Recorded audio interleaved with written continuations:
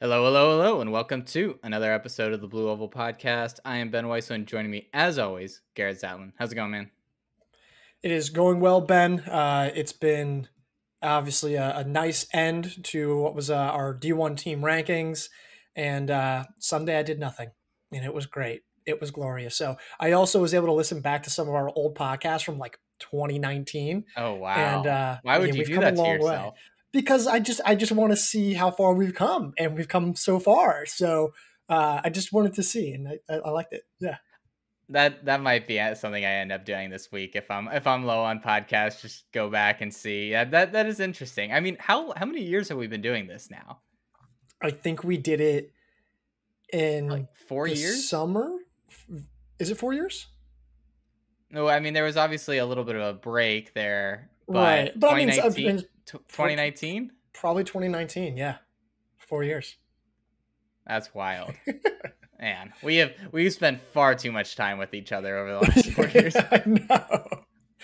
Probably more than with our families. Anyways, we have a new rating and review. Says great job. It's on Apple. It says great job at sleeping on the Furman Men. Just learned how to rate and review. I'm concerned about making them meet, but if we do, feel very confident that we're built for a top 15. We're sleeping on the Den Men. Keep up the great podcast. It's fun. Robert Gary from Furman. Shout out to you. Thank you so much for doing that. Um, Furman has come back to bite us, I think, like way more times than we've been right about them. So I wouldn't totally say that's like, I am kind of scared now once we hit November, but I guess we'll see. I think we're up to what, two Division 1 coaches that have left reviews now that we know that have left their That we name. know of. Yeah, that Yeah, we know of. exactly. So hey, So. Division 1 coaches, if you want to be number 3, you'll get good press for your team. Or D2 or D3. Throw in NAIA, Yeah, JUCO. exactly. We're just happy to be here. But we got +1 on Apple, Spotify +2. Appreciate everyone doing that. If you could keep that up, that would be awesome. Ben, we're here. We did it. Look at us. Look at us. Talking about how long we've been doing the podcast. It feels like we've been going through these rankings for a while as well. But you know what? We're on the other side of things, almost on the other side of things. And we are down to our last 6 teams on both the men and women's side. And this is, I think, this in particular for both the men and women's side was really where there was like a top tier almost at Mm-hmm. 6 in a lot of ways. And maybe you could argue top 4 there's a little bit of another tier, but these 6 teams I think really stood out. I think on both the men and women's side for how good they are. So let's just jump right into it. Let's start on the women's side this week. The Oklahoma State Cowgirls are our number 6 team. They bring back some very good talent, but they lost Natalie Cook, obviously, in a high profile transfer to Colorado. They bring back Taylor Rowe. They bring back Bill Jepkuri, who showed a lot of really interesting signs, and then they bring in a lot of other women as well. What excites you about this Oklahoma State team? Someone who we've talked about in the past, and it's Molly Bourne. Mm-hmm. And, you know, speaking of 2019, you want to talk about how good someone was from back then. She was phenomenal, top 20 in the NCAA at the national meet. And you just take a look at where she's come since all those injuries. A great 10K this past spring. If she translates and she's able to step up into this low stick role, and Billy Curry runs better at the national meet, and Gabby Hempman runs better at the national meet, and they can all be all Americans. You start looking at this and you're like, okay, Cook's departure was tough, but they might be able to make up for that, and then even some after that. And I think that's the scary part of putting this team at 6, where I go, oh, I can Yeah. see a very realistic avenue for them to be higher.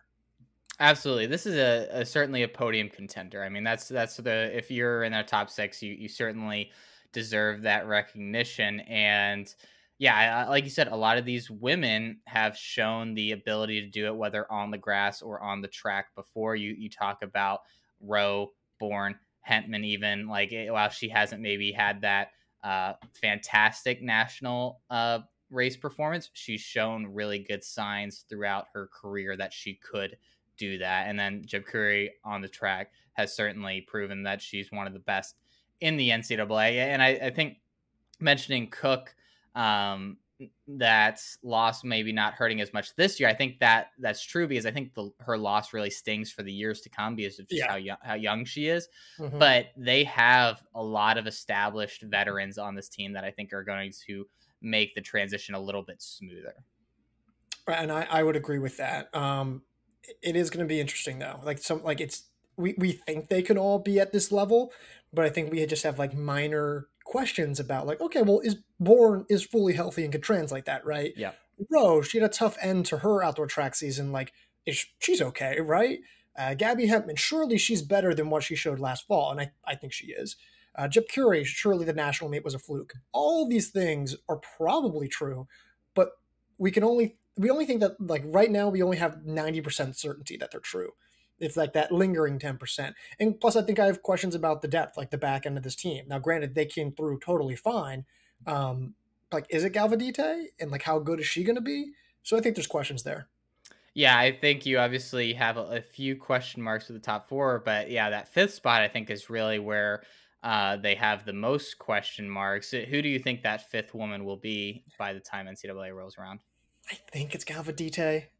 I think it is. And she's kind of had a little bit of a renaissance this past A little spring. bit. I think we saw her when she first entered the NCAA. We were really excited about her, and then had a little bit of a dip last year, but at least on the track. And this year really has come through in a nice way. And I think you're probably right because if she can continue that momentum, there just isn't anybody else on this team that I feel as has the upside and consistency that she's shown in all 3 seasons. I do like Stephanie Moss and Savon Auerbach. They've shown like really subtle signs, and they're not perfect, but like very quietly, Dave Smith has been able to translate middle distance success to the grass. He's done it a handful of times, and I think he can do that here. Um, if one of them steps up and breaks out, then this is a dangerous team. Absolutely. All right, let's go to number 6 on the men's side, and that is the University of North Carolina. Obviously, this team has great low stick in Parker Wolf. They have one of, I think, our favorite up and coming runners in the country, in Ethan Strand. They do lose John Tatter, Marsha Williamson, and Ben Fleming, contributors, but not like massive losses. And then they can rely on their youth to really help them develop even further. And then you add in Alex Phillip from the D3 ranks, who I think is going to be an immediate impact player for them as well. An interesting team because they go into the 22 cross country season and we rank them at 16th. And I think the idea is like, yeah, we think they can be better, but they weren't actually that amazing in the fall of 2021. Like we're projecting just based off of that. And it was kind of the same thing. Like they overperformed in the fall of 2021. They overperformed at the national meet in the fall of 2022. Hmm. This team was not a top 10 team throughout most of last year. And so there is that we're seeing the natural growth and we're seeing them peak. But now you're at 6, and now the expectations start to get different. The catch and the caveat with all of this is that they have Alex Phillip, they have Jake Gebhardt, like they Yep. have some rookies who are going to be advancing. This is kind of what has been planned for the last few years, and it's going to depend on the transfers, but they have a realistic shot to be on the podium.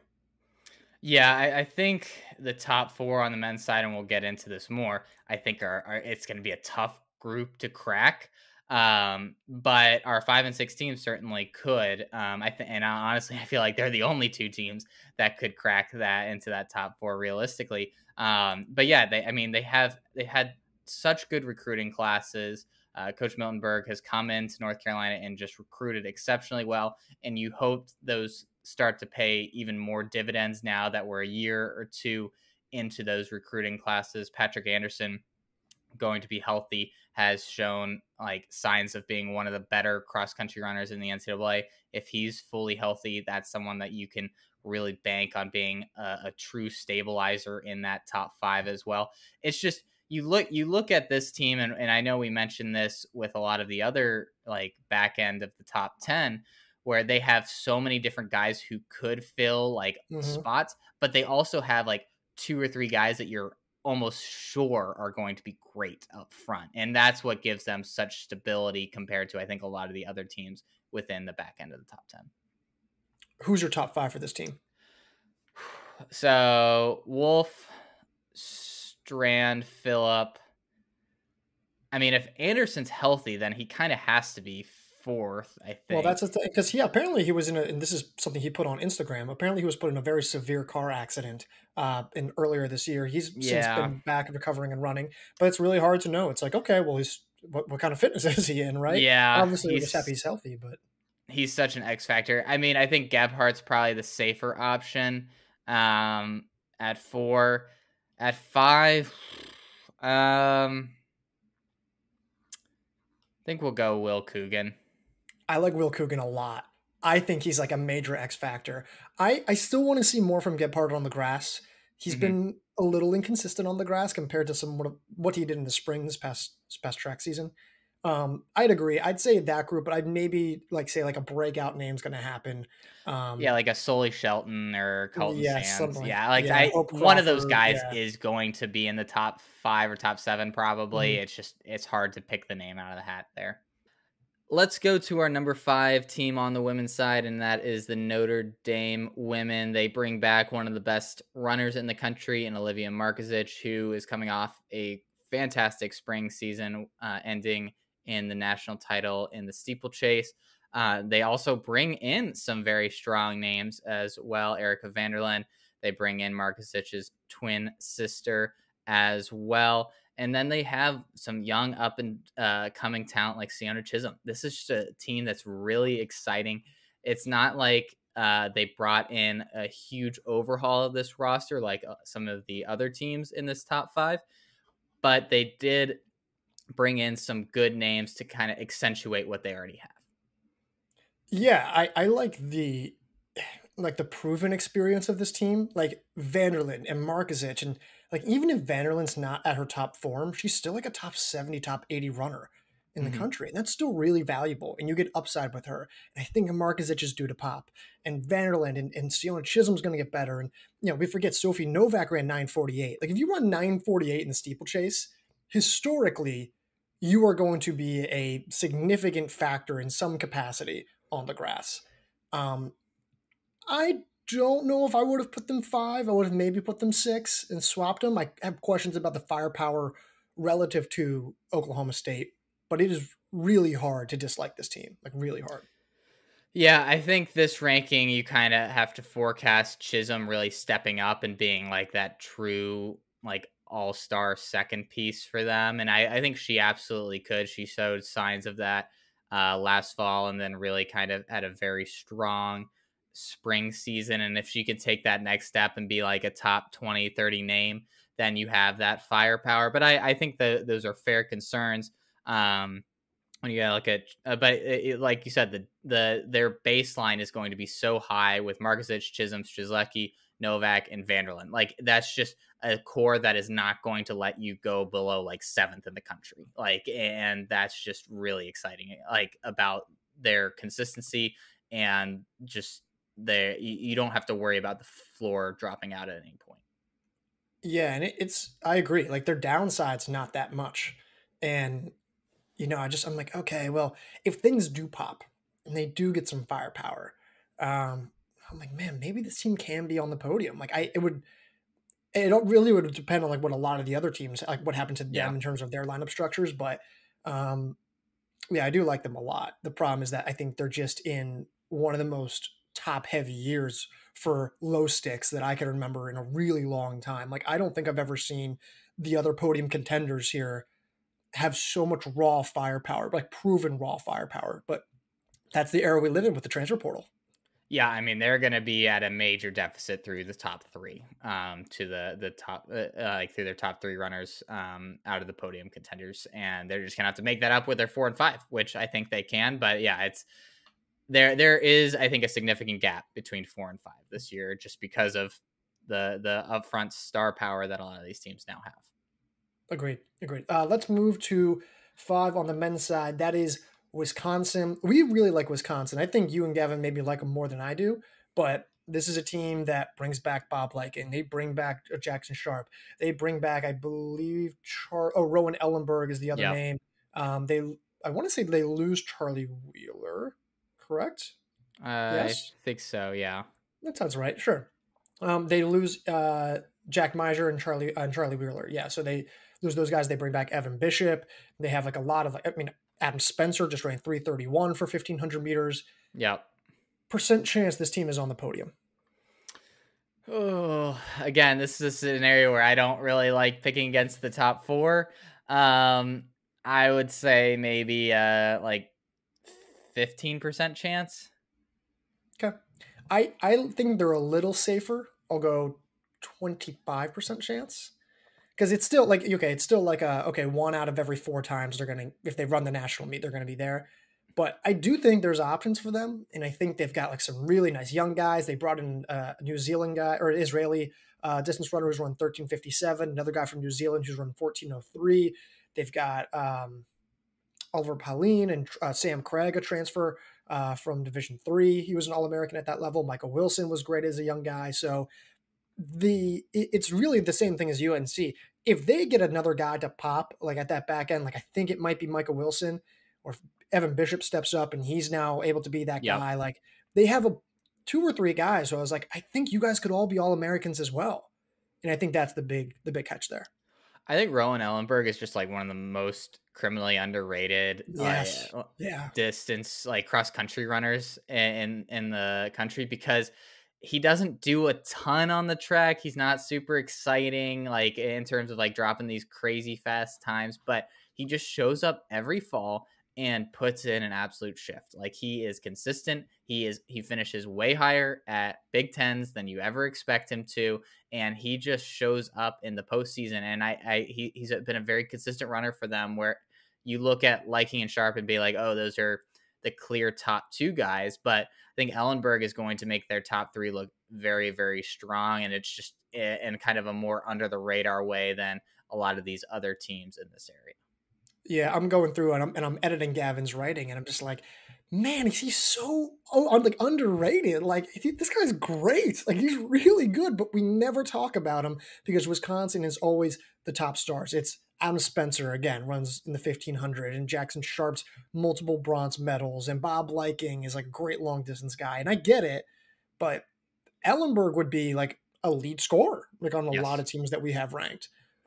So I agree. I think he's really really good. Does Spencer make the top five? I don't think so. I mean, they've had the track record of a middle distance star stepping up and Ollie Hoare like really being a productive piece for them during the cross country season. But he's such a unicorn, and I don't know if we've seen enough out of Spencer to be able to say that he can do that in cross country. Yeah, I just get scared when I see 331, and I go, well, Yeah. 331, and that's what scares me. But I agree. I think this is a different era, and I struggle to see how that translates to 10K. It has before, but albeit not consistently. So we'll see what happens. But let's move on to the number 14, and this is where it gets interesting. Florida women. Last year they had pretty much no shot of being ranked. Bring back Parker No vote. Valby. No votes, zero votes. They did they well in the coaches poll or by Oh, us? our 'Cause poll, I was gonna say, our voting. Yeah, we don't talk about the coaches poll. I was gonna say, um, they bring back Valby. They add Flomena Asicol. They add Amelia Mazzadowney. They add Elise Thorner. They add Allison Wilson. They bring in Salia Donnelly. I'm sorry if I'm getting that wrong. And they actually bring like they've got Jordan Shapiro who's coming back as well, who was like a sneaky decent name as well. There is more depth to this team than I thought, but it is highly reliant on the depth. That's pretty much the entire story of this team. You think they're reliant on the depth? Well, I don't think they have a choice. Like I'm not saying that they're reliant on the depth, but I'm saying if they want to okay, I guess relying is not the right word. I guess what I'm trying to say is like It's I mean more their of like an entire X season is factor. Yeah. determined by the depth. That's ultimately what I'm trying to say. Yeah, I mean, I think maybe the better way of saying it is how high up their fifth runner scores is basically going to determine how high up they finish in the overall team rankings because like they have such a good top four. You feel like if Volby's on the line, she's going to be one of the top 5 runners at the race. Like Amelia Mazza-Downey, super consistent, as is Flamina Ascol. Like they're both going to be probably top 10. Elise Thorner should be an All-American. Like they're sitting at such a good spot just through 4 runners. Do you think that they're going to be Mazda Downey and Asicol are going to be top 10 at the national meet? I think they could be. Ooh, wow. I think that's I don't think that's unrealistic, but I think it's highly aggressive. I mean, we have Mazza-Downey at 10. 10. Yeah, but I think you're asking everyone to have the single greatest days of their lives. I mean, Yeah. like the margins are so slim. Like we have Asicol at 22. Now, granted, Yeah. so she finished 14th, sure, but like, Okay, yeah, I'll amend it to top 15. I think them Sure. being both top Sure. 15 I mean, is not sure. unreasonable. And so like, I mean, you add that up. I mean, they're just gonna have such a low point total through 4 that they just need that 5th runner to not be horrendous. And like you said, they have options, and there's probably going to be a different person almost every week that maybe steps up, or maybe someone will take that 5th spot by a stranglehold and keep it for a while. But that's going to be kind of the biggest X factor, I think, moving forward. What is Elise Thorner's ceiling this fall? I think maybe 25th. Mm-hmm. That's exactly what I was going to say. I'm not super high on her being like a top 20 name, but I do think 25 to 40 is like right in her wheelhouse. Yeah, I think she's capable. I mean, when you're as good as her and as she is in the steeplechase, like I think she's probably capable of that range. Okay, cool. Let's move on to a team that I heard you talk about in the podcast I was talking to you about earlier, like back in 2019. Oh, and man. It was funny. We were previewing the 2019 national meet, and it's you going, if Alec Parsons can do this and Stephen Fahey can do this, can they all deliver? And of course, we're talking about the Stanford Men at TSR number 4, which Ben wrote. Ben, take it away. If you want to see how I've grown, or maybe not grown at all, subscribe to TSR and read my number 4 profile, because I went through a wave of emotions. Granted, this was the first time I've written for a while, but man, I went through it writing this piece because Stanford has been my like golden goose. I just can't quite ever figure them out. We've gone through so many years with this core about trying to figure out where to kind of put them. We landed at number 4 this year. I think this would have been a much more difficult ranking to do had Charles Hicks not gone pro, had Devin Hart not transferred to Texas, because I probably would have gone over my skis once again. But this, with the lineup they have, you have Kai Robinson and Cole Sprout, who, again, still have the potential of being one of the top pairs in the country. They have the young twins coming in, and I don't love putting a lot of emphasis on true freshmen, but they're going to kind of need it, and they've shown that they can step up to these longer distances and perform well. So while I don't necessarily think they're going to be top 40 guys, I think they realistically could be top 60. And then you got guys like DiDonato, who ran really well last year at times, who I think is going to be hopefully a little bit more consistent finisher, and Thomas Boyden, who I think is going to be a great number 3. I think ultimately it just comes down to what the youngs are going to give them. And that's we're still flirting in very risky, high high ceiling, low floor potential with the Stanford team that has just done that to us year after year. Honestly, I don't think we know anything firm after Sprout and Robinson, or maybe even just Robinson, just because Sprout has gotten injured so often. But Sprout has been injured for XC nationals and then indoor nationals. The young twins, young rookies, you don't know what they're really going to do. Thomas Boyden was like absent since February, January. He's great, but he's had these up and down moments. Same thing with DiDonato last year.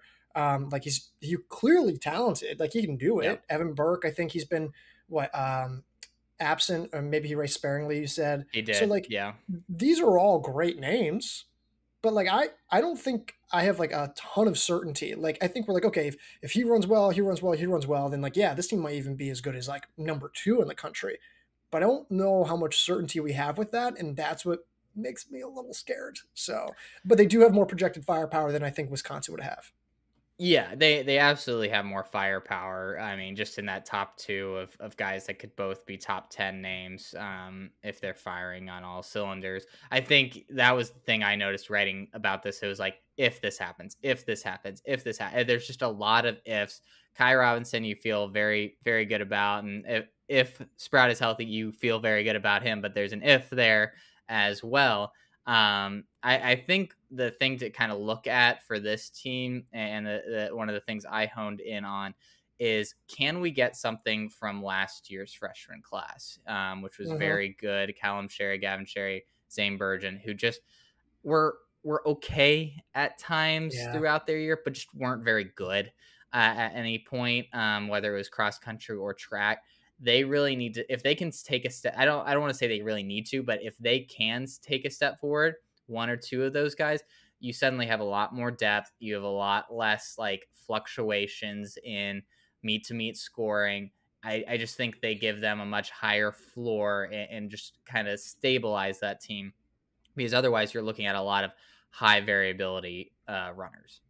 Yeah, I mean, we didn't rank them at number 1, but like in terms of like the Stanford freshman class, that is Hmm. the Stanford freshman class. I remember when Calvin Sherry, Gavin Sherry, and Zane Burgeon came in, and you know they were I think like 3 or 4, right? But it's just because they had 3 guys, but all Yeah. 3 of those guys were really, really good.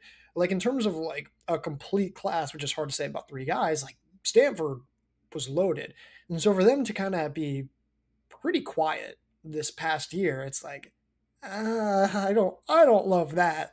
But if they can deliver, then yeah, lottery. Like they're definitely on the podium. Yeah, and they have, we've seen that talent in high school. They have the potential of really growing into a major role. So they're good. Stanford, it's just going to be a fascinating team to watch. They're always one of my most interesting teams to watch on the men's side, and I think they're going to be once again in 2023. All right, let's move off of number 4. We'll go to number 3, which is the Colorado women. Do you Talk want to take about this? high variability team. You Yeah, are looking at a whole lot of ifs, and most of those ifs are health related. I mean, you have someone like Bailey Hertenstein, who I think is probably one of their steadiest runners. Ella Baron as well. You have kind of two women right there where you're like, all right, we feel solidly about not only their talent, but also their just ability to show up and run well in the postseason. Then you go further down the list of the Marley Starlipper. You look at Emily Covert. You look at Natalie Cook, and all those women, they have the talent. Like if you're picking ranking teams just off of pure talent, this team's number one. Samry But Dishon. yeah, it's Sammy Dishon. Yeah, like you just have so many good, like at excuse me, at their best runners who are just way better than like a number 3 or number 4 or number 5 scorer would be on any other team. Yeah. But you just don't know if they're going to be healthy and show up on the day. Yeah, if cross country was scored through 7 runners and not 5 runners, this would be the best team in the Yeah. country if they're all clicking. Here's like Hertenstein has had varying levels, like light levels Yeah. of injuries that she's shaken off, and she even said like my base wasn't great in the winter. I'm not too worried about her. I think she's going to be Agreed. great. But you've had Hertenstein, you've had Covert, you've had Cook, you've had Starlipper, and you have Hannah Miniuti. And that's 5 women, 5 very, very good women, 5 extraordinarily talented women who have had varying levels of injury concern. And like, that's nothing more than just like we hope that they're racing. We want to see Yeah. them race. We want to see them at, peak performance. And we think they can. We've seen what all of these women can do when they're at their best. Like I think Hannah Miniuti, if she gets healthy, I think she's like a massively valuable name that I would like, want on any team. And the nice thing is that Colorado doesn't need like all 5 of those women. They need probably like 3 to like really be in the conversation. But also like if Natalie Cook can get back to top form, that would help them a little bit more. And the craziest part in all of this is that like Sammy Dishon, I mean, Yeah. she was 13th at Joe Pione and 8th at Nuttycombe last year. And we're just kind of like, oh yeah, and her too, which is crazy. There's so much firepower on the team. Carrie Balaga from New York, the Champ Sports national champion. Abby Nichnecki from Minnesota. They brought, state of Minnesota. Brought in Katie Doucette, who was one of the top D2 women from Western Colorado. Ton of depth. No idea who it's going to be in the lineup. So who do you feel most comfortable picking to be their top 5? Most comfortable, like who do I think is going to be the safest? Yeah, like who do you think is the most realistic to line up in November and be their top 5?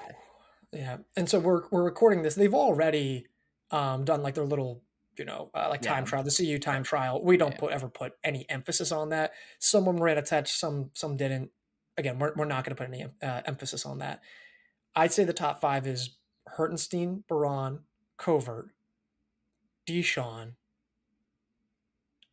and I think they know what they have this year, and I think they'll try to get Cook if she can by the national meet. If she's healthy and clicking, I think they'll try to get that because this team's too good to not try to go all in. Yeah, I think the 3 safest names are Hertenstein, Braun, and Deshawn. And then it's like, who out of the Covert, Cook, Starlipper, Mini UT group actually like lands the plane in November? And I'm with you on Covert. I think I'll go Starlipper just because she's a little bit more. You I think you she knows what to do a little bit better at this point than what Cook does, and she's had more experience dealing with injuries. Whether or not that's a good thing, I don't know. But I Cook scares me, and I just don't know if she's going to be there. I would completely disagree. I mean, I'm not worried about Cook at all. Like she's a rookie, had an amazing year, and then yeah, she had a serious injury. Whereas Starlipper, I haven't seen her. I haven't seen her race. She had one full outdoor track season. And that's not me like, Yeah, jabbing at anyone, but I just haven't seen her. And she's now what, a junior? So like I mean, if Strahler is clicking at 100% and so was everyone else and she's in this lineup, then yeah, like they're gonna win the yeah. national title. Um I don't even know if like she's gonna race this fall. That's just me. Yeah, I think they're going to be super careful with her, and I think she's just going to. I feel a little bit more confident in her being able to pace herself through the season than Cook, just because of the experience. But that could be the completely wrong logic and ends up not looking good because that's just quite frankly been her career at times. Is you show flashes, but not a whole lot of consistency. Yeah. Now, like I just want to be very clear. We're not jabbing at anyone, but that's just the kind No, of the we nature of the we reality. we think she's great. Like we think she's Yeah. one of the No, best I don't talents in think the everyone on country. this team is great. Yeah. It's just I know someone would be like, oh, you guys, I'm like that's just part of cross country, right? Like Mhm. I know I was injured all the time. Like I was the least reliable guy on my high school team. So all right, we'll move on from Colorado. Let's go to Oklahoma State Men. Oklahoma Weird State, team. man. Yep. Yeah, go ahead. Go ahead. Gosh, so much good talent. They do lose Rory Leonard, which was a little unexpected, and they lose Asai Rodriguez, but they bring back guys like Alex Meyer, Ryan Shaw, Fawad Masoudi, like Victor Shisama.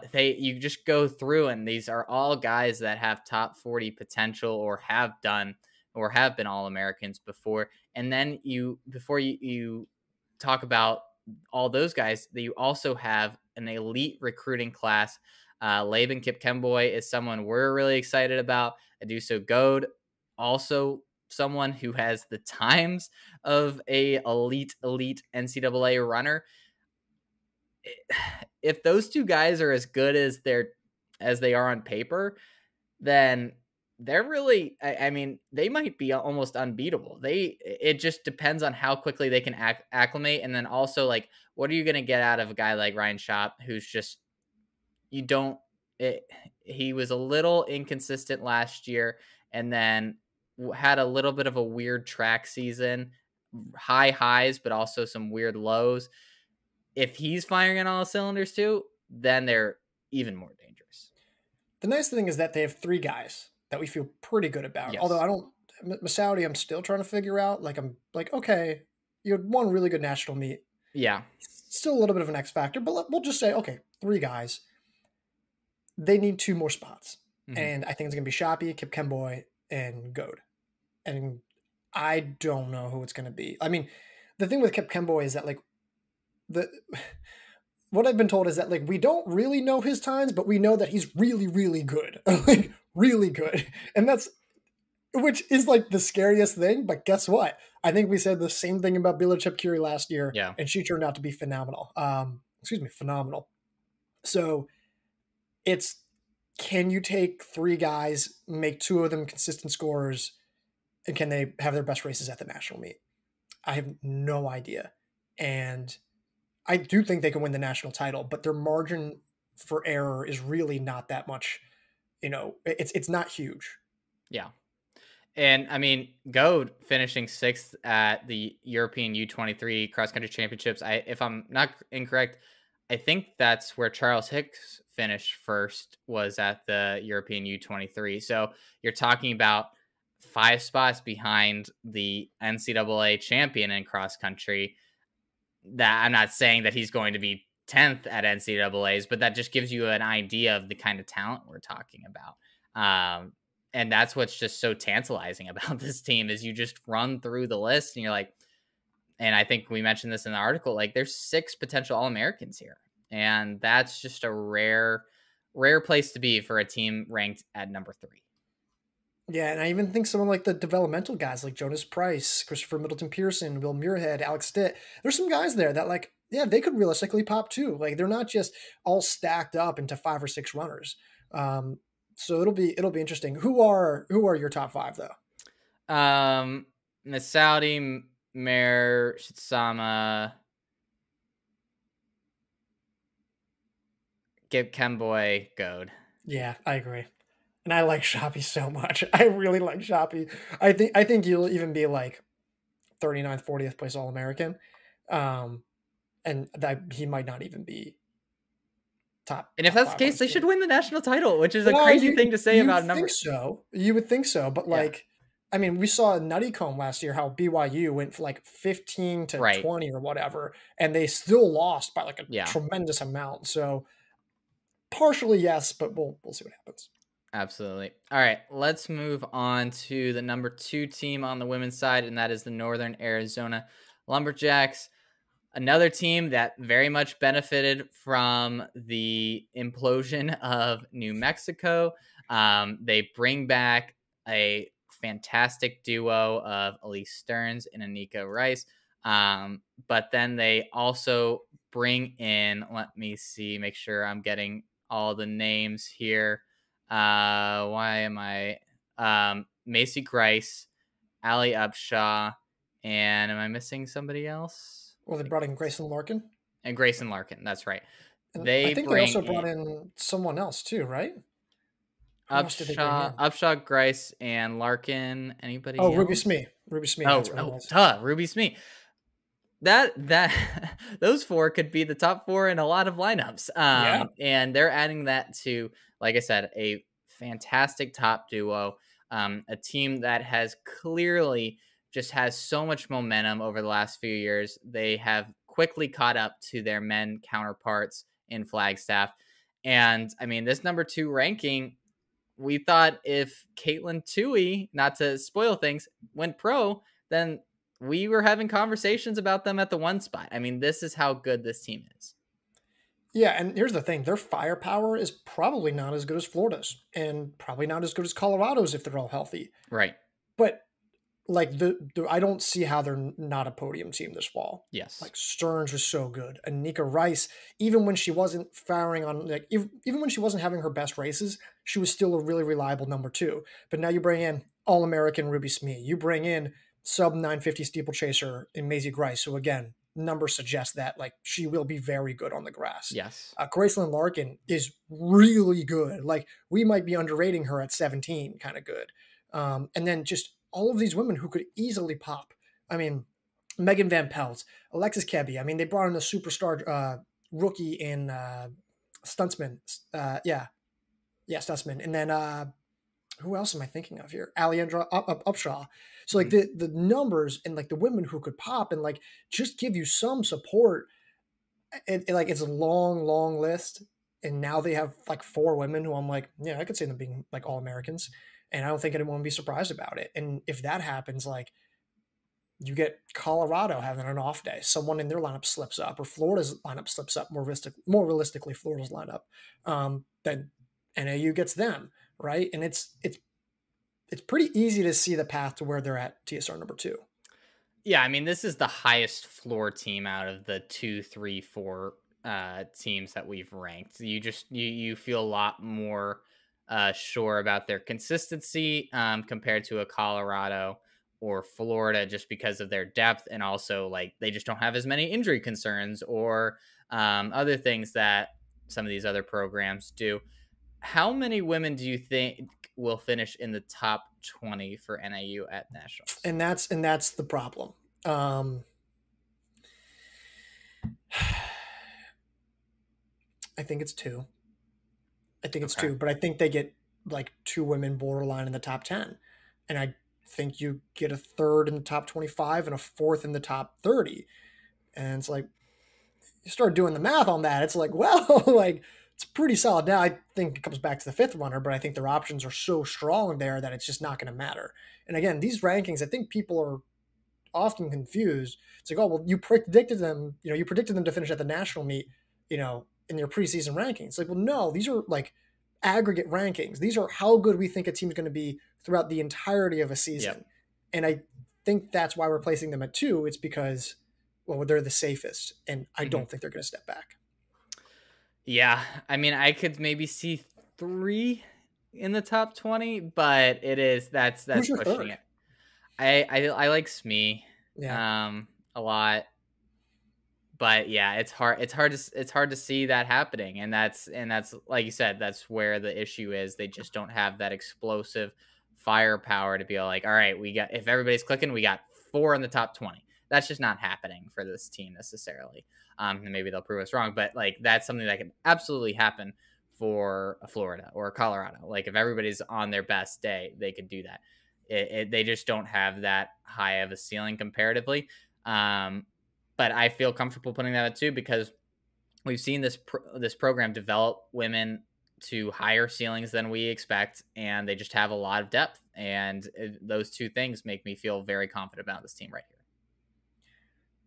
Let's move off of NAU, go to BYU, and it's the same thing: depth, depth, depth. Casey Klinger comes back, Joey Noakes comes back. You've got Davin and Cree Thompson; those brothers come back. You get Aiden Troutner comes back, and then of course we have the very tricky name of what do we do with Kenneth Rooks, the steeplechase star from this past year. How many All Americans do they have this fall? All right, so they have Klinger, Noakes, I think the Thompsons. Is Troutner an All American? I don't love him as an All American.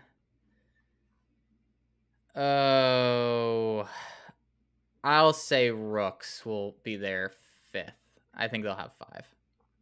Yeah, I think the thing with BYU is that the depth is like not an issue. Like I think they're going to have 5 to 6 guys in the top 50, and it's going to be very similar to last year. The problem is that they just struggled a little bit last year. Like Christian Allen didn't have a great day. Joey Noakes, Aiden Hmm. Troutner didn't have the best days I think we all thought they could.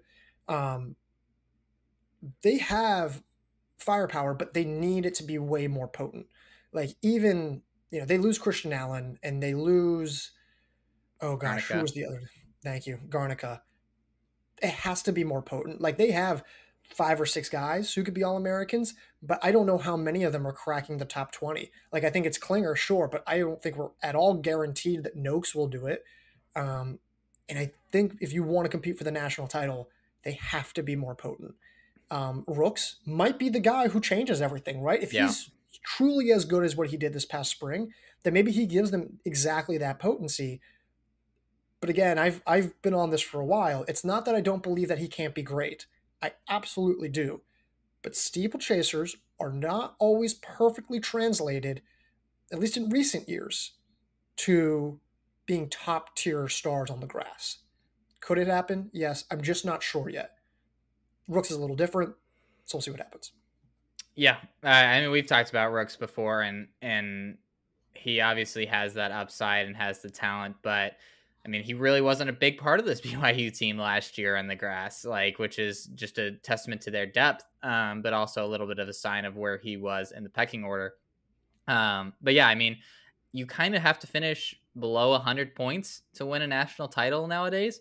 And if you have one guy in the top 5, top 10, but then you have, like, let's just be generous to say 4 in between 20 and 30, that's not enough. Like you're just, I mean, if you got 4 guys around 25, like 25th place, you obviously take down a few points because of individual runners, but that's still you're looking at like 90-ish points, and that's just hard to, like, 90-ish points just between those 4. And I just don't know if that's going to be able to cut it, unfortunately, which is a crazy thing to say. And that's the wild part. And that's why it's like I can't believe they have. I think they could realistically have 7. Like I think there's someone like in that developmental back end where I list at the end of the article, and Yeah, like the someone's gonna pop. Thompsons and Noakes from last year where they just jumped. Yeah, and you had no idea. Like Noakes had no business being as good as he was last year. I mean, he was good on the spring. He was not never that good. And so like I fully expect they're going to find a 7th All American. Don't know who, but fully expect it. Let's move off of BYU and now get to our number 1 team on the women's side is NC State. Oh my gosh. Yeah, Drum shocker. It's roll. NC State. Yeah. Chewy's gonna be back. Camille's gonna be back. Tanisima is added from Alabama. What a steal. Sam Yeah. Bush is back. They do lose Sydney Seymour and they do lose Nevada Marino. This might be one of the greatest top 4s that I will have ever seen if it comes together. They have Yep. 4 women listed in the top 10 of our rank, or 3 women listed in the top 10 of our rankings, and 4 listed in the top 16. If they find a 5th, like you're looking at a historical point total. I guess the biggest thing you can say as a concern for this team is they do look a little reliant on their top 4 in a similar way that Florida does. Obviously, I think you feel a lot better about their back end options. But if those 4 aren't, and they don't even have to be like even 90%. If they're 90%, they'll still win the national title. But if they're a little below that, then it's like, do they have women who can step up, like a Nevada Marino who did last year and really kind of save their bacon at times? But that's literally the only bad thing I can say about this team. It is absolutely loaded. The depth does scare me a little bit. And the thing is, like, I like their options, right? Yeah. But it's just like on any other team, these options would be like amazing back end options, like Grace Hartman and Abigail Loveys and Brooke Robber, all these returners, high upside rookies coming in like Leah Stevens, and you're looking at that in any other team, it's like the best depth in the NCAA. For this team that's trying to win a national title and favored to win a national title, it's like I'd like them to be a little more proven, like this much more proven. Now, granted, we saw what happens when NC State has 4 top 30 All-Americans and then a back end 5th last year that finished 90th, right? So they can still get by totally fine. Yeah. But it's just if one woman has an off day. And I think people forget, like, NC State wasn't really like as amazing as I think we thought they were going to be. If Nevada Marino doesn't have the greatest single, like, 2 races of her life, NC State loses at Nuttycombe to New Mexico and they lose the national title. So that being said, I can't remember the last time I saw firepower quite as potent as this. It might be even better than Alabama's top 4 from last year. And if they get a 3rd title, I think they will, it's going to be a dynasty. And it's so impressive. Yeah, I mean, people forget, like, no one really ran very well at nationals last year among the title contenders. Like team wise, like I think the winning point total was like 130 something, 114. Or 140. Like it was not super low, and we were expecting it to be kind of an all out duel at like 70, 80 points. Yeah. And so, like, yes, NC State won the national title. They were more than deserving last year, but they just weren't the NC State we kind of had talked about when we were doing these preseason rankings last year. So there is that possibility, but they still on paper are just way better than everyone else. And you have the most consistent top end low stick in the country in Tui that you just can write in chalk that she's going to win another title. And then you have other women who are super proven at this stage as well behind her. There doesn't seem to be much downside for those top four. But if one of those slip up unexpectedly, then there could be an option for another team to win. Who, like we said, we've just talked about, those other teams have a lot of really great firepower. Who is the fifth runner on this team? I'll go Hartman. Yeah, I was thinking so. I think it's Hartman. I think it's Hartman. Yeah, I like Abby Levy's from Princeton as well. I think yeah, she's really. she has the potential of really having a bounce, like really improving a lot, being at NC State this year and training with these women day in day out. Yeah, she was 34th at Nutty Cup last year. So, all right, let's move this over. We'll wrap it up. Surprise, surprise, NAU Men, number one. It's kind of a similar story. They really weren't that great compared to what they're supposed to be. Let's be very clear. Obviously, they were podium team, but compared to what they were supposed to be, they weren't that great last year. The difference now is that they get better. They add Aaron Les Harris. They keep Nico Young. They keep Drew Bosley. They bring back Santiago Prosser, and they bring back Brody Hasty, and they bring back Colin Solomon. Add in a great group of recruits there. Theo Quax is coming back as well.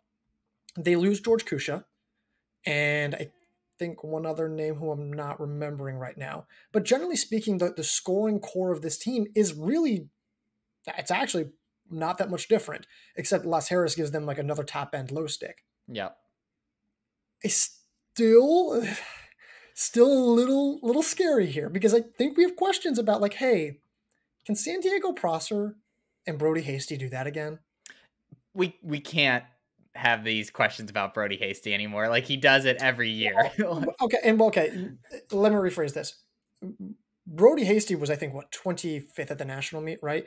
Every other year he had been like 39th, 41, 41st. Yeah, I don't think 25th is necessarily realistic like expectation, but like every year he has a mediocre regular season and then at nationals all of a sudden he's an All-American. Like it's just and so like I don't mean from him in terms of reliability, yes, but for a team that needs to win a national title and needs the firepower, like I think it's like, okay, can he place 25th again? Well, obviously he did it once. Surely he can do it again.